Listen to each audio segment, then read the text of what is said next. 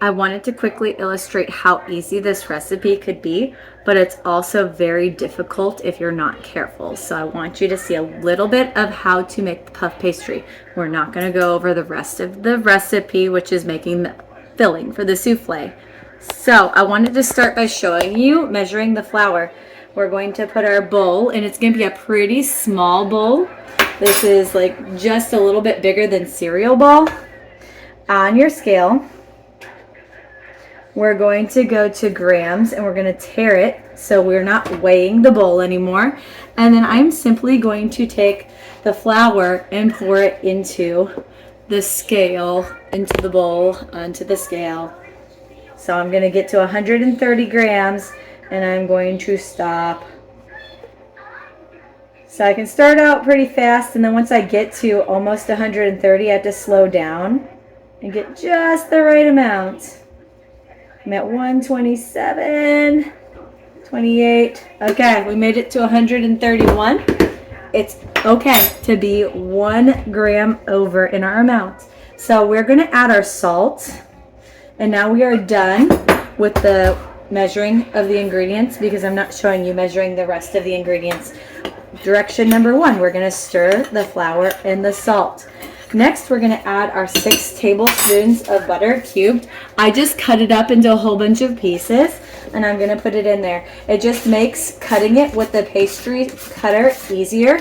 You don't actually have to cube it like this, but it just makes your life easier. So if you want less work to do while we're chopping, then I would highly suggest cubing this or cutting it up into little pieces. Now when I use the when I use the pastry cutter, I'm trying to get on the sides and all around, and then at times I have to clean off my pastry cutter. So here I am cleaning it off, making sure all of the butter, as your recipe explains, gets absorbed into the flour. So basically it all looks like one ingredient instead of 2 ingredients. So right now we have that effect going where I think we look like a little bit of a kitty litter box, you know, the dry ingredients with the little turds. Terrible reference when cooking, so forget I just said that.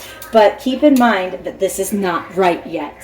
So now that I've cut this up a little bit, I'm going to add the remaining 4 tablespoons to my recipe. And now I'm going to really go to town cutting this until I get the desired consistency. The reason I wanted you to have a smaller bowl was because if your bowl is too big or has too much surface area, you're going to have a tough time getting the butter cut into the flour. And you want it to look 100% like just one ingredient, not 2.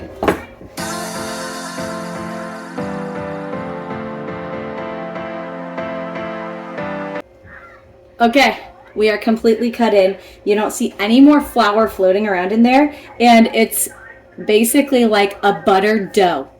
So this is ready for us to do the next step to it, which is to add really cold water. We're adding just 1 tablespoon of this water. On the original recipe, it had written 2 tablespoons, and 2 tablespoons was too much.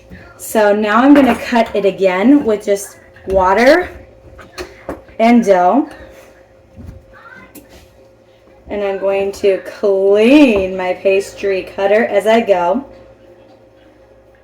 Generally, when you add the water, you don't want to work the dough too much because it will form too much gluten. But we're doing this by hand.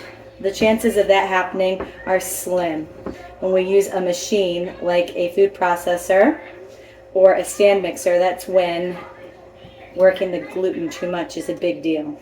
You can see all the water has absorbed into my dough. And look at this. We're ready. We're ready to wrap this up into a loose ball and roll this out. All right, I have my loose ball of dough. I'm now going to knead this 10 times. So 1, fold the dough this way. 2, fold the dough this way.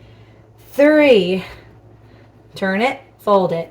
4, turn it, fold it. 5, turn it, fold it, 6, 7, 8, 9, 10. Let's go with one more because I just feel like it. All right, so this dough is ready. My goal was not to add more flour to my dough, but I did need this flour down to prevent it from sticking to the counter. Now I'm gonna get myself a nice flat rectangular disc of some sort so I can roll this out. If I had this in a ball and I started rolling it out, it would just crack. So flattening it before you roll it flat is going to help it not crack all over the place. And it's going to make it easier for you too. So I'm going to brush my rolling pin with a little bit of flour. And then I'm going to roll it from the inside out, inside out, inside out, all directions. If I have to, brush it with flour again, inside out, inside out. Right now, my goal is to make my dough about 1/8 of an inch thick. You'll notice I have rings on my rolling pin. This is 1/8 of an inch thickness. You will also have rings on your rolling pin if you're lucky enough to use one of our new rolling pins. We only have 5 of them, and we might have 8 to 10 groups working today. So inside out, inside out. The goal is to not stretch your dough because we're going to learn here in the pie unit that anytime you stretch dough, it will cause it to shrink when it bakes. And who wants to have their pastry shrink when it bakes? Not me.